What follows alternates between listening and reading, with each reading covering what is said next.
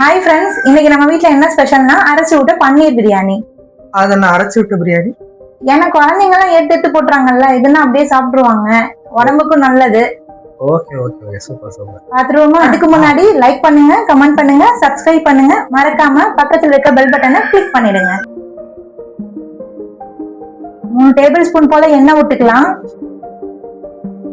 எண்ணெய் நல்லா காஞ்சதும் ஒரு டீஸ்பூன் போல சோம்பு, 4 கிராம்பு, 3 ஏலக்காய் உடைச்சு வச்சிருக்கேன், கொஞ்சமா ஸ்டோன் ஃபிளவர், ஒரு நட்சத்திர பூ எண்ணெயில போட்டுக்கலாம்.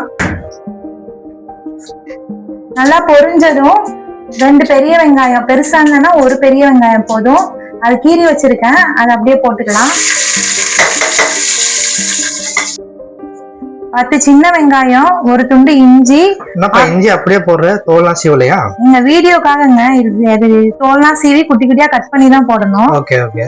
7 பல் பூண்டு போட்டுக்கலாம், போட்டு அரைச்சிடலாம்.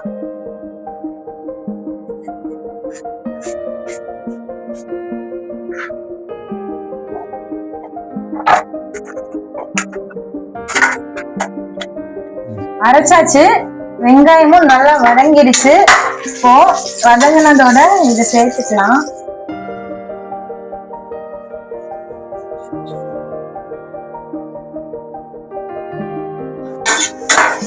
இஞ்சி பூண்டு வெங்காயம் அதோட பச்சை வாசனை போற வரைக்கும் நல்லா வதக்கிக்கலாம். இஞ்சி பூண்டு பச்சை வாசனை போறதுக்குள்ள நம்ம அரைக்க வேண்டியதை அரைச்சிட்டு வந்துடலாம்.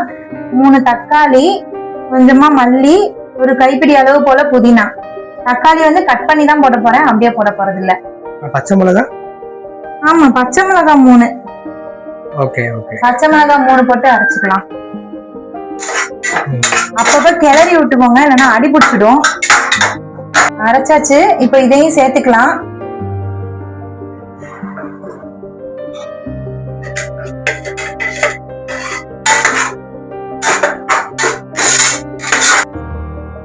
ஒரு டீஸ்பூன் மல்லி, 1 டீஸ்பூன் காஷ்மீரி சில்லி கலருக்காக, 1/2 ஸ்பூன் கரம் மசாலா போட்டு வதக்கிக்கலாம். பச்சை வாசனை போற வரைக்கும் நல்லா வதக்கிக்கலாம்.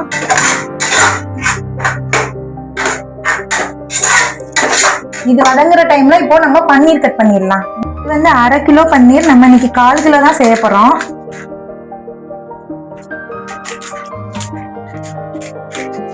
அரிசி எவ்வளவு எடுத்துருக்கோம்? 600 கிராம். 600 கிராமுக்கு 1/4 கிலோ போதுமா? போதுங்க, அதிகமா போடணும்னா போட்டுக்கலாம். நம்ம 1/4 கிலோ தான் நீங்க போட போறோம். எவ்வளவு போடுவோம் நீங்களே சொல்லுங்க. இல்ல பாதியோட 300 போடுமா? 600 போறதுனால 300 போடுவோம். 300? அப்ப இன்னும் கொஞ்சம் பாதியா கட் பண்ணாம கொஞ்சம் விட்டு கட் பண்ணிப்போம். சரி ஓகே. நிறைய இருந்தா நல்லதானே இருக்கும். நல்லா இருக்கும். நான் பாதி இன்னொரு நாள் செய்யலாம்னு நினைச்சேன். சரி ஓகே, 300 போடுவோம். இது 300 விட அதிகமா தான் இருக்கும்னு நினைக்கிறேன். என்ன இது 150 இருக்குமா? ஆமா, 350 ரூபாய் நினைக்கிறேன். அது வதங்குறதுக்குள்ள ஸ்பீடா கட் பண்ணணும்.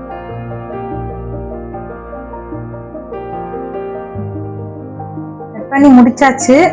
மசாலாலாம் நல்லா வதங்கிடுச்சு, எண்ணெயும் பிரிஞ்சு வந்துடுச்சு. இப்போ இதுல பன்னீர் சேர்த்துக்கலாம்.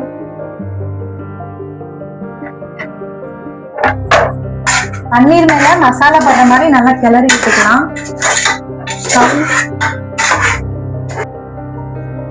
சீரக சம்பா அரிசி 20 நிமிஷம் ஊற வச்சிருக்கேன். இப்போ இதை கழுவி சேர்த்துக்க வேண்டியதுதான்.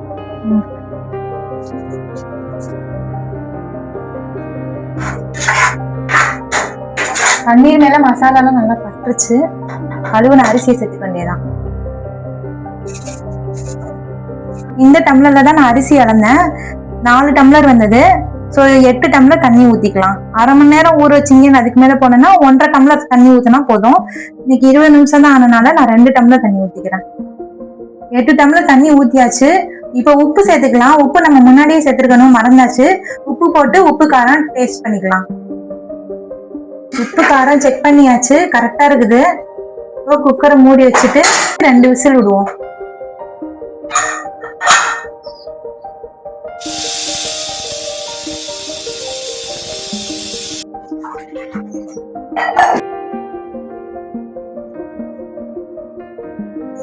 இது எதுக்கு? தயிர் வெங்காயத்துக்குங்க. தயிர் வெங்காயம் எல்லாரும் தயிர்ல போடுவாங்க, நீ தண்ணியில போடுற? ஃபர்ஸ்ட் உப்பு போட்டு தண்ணியில உப்பு போட்டு கொஞ்ச நேரம் ஒரு 10 நிமிஷம் ஊற வச்சுட்டோம்னா அந்த நெடிலாம் போயிடும். எல்லாரும் சாப்பிடுவாங்க, பசங்க எல்லாம் நல்லா விரும்பி சாப்பிடுவாங்க. கேஸ்லாம் ரிலீஸ் ஆயிடுச்சு. பிரியாணி ஓபன் பண்ணி பார்த்துக்கலாம்.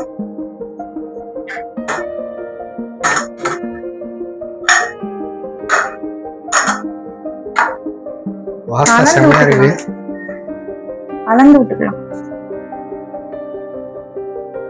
செம்மையா ரெடி ஆயிடுச்சு பன்னீர் பிரியாணி.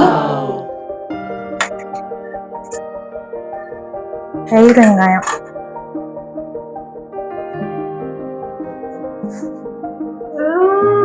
நல்லா இருக்கா? இந்த பன்னீர் பிரியாணியை நீங்களும் ட்ரை பண்ணி பாருங்கள். நெக்ஸ்ட் வீடியோவில் பார்க்கலாம். Tata, bye bye.